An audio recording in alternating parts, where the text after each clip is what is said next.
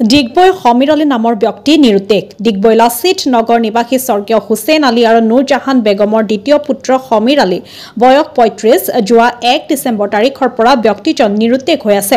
কোনো সদাশয় ব্যক্তিয়ে নিৰুদ্দেশ হোৱা ব্যক্তিজনৰ বিষয়ে কিবা তথ্য পালে 9101553774 8638424536 নম্বৰত যোগাযোগ কৰিবলৈ আহ্বান জনাইছে। আৰু ডিগবৈৰ পৰা নিতুমণি শইকীয়াৰ ৰিপৰ্ট, নিভাজ অসম লাইভ।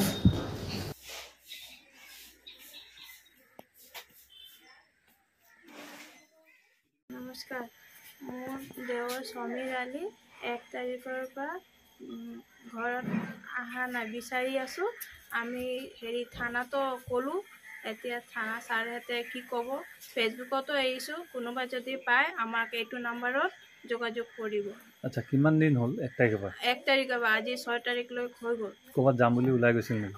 এনে কৈছে মানে যে দোকান পৰা আহিছোঁ, তাৰপিছত আমি বিচাৰি আছোঁ। ৰাতি মানে এফালে বিচাৰিলোঁ, অহা নাই এতিয়ালৈকে। বয়স কিমান মান হ'ব? বয়স হ'ব তাৰ 35, 36 এনেকাই হ'ব। নামটো কি বুলি ক'লে? সমীৰ আলী।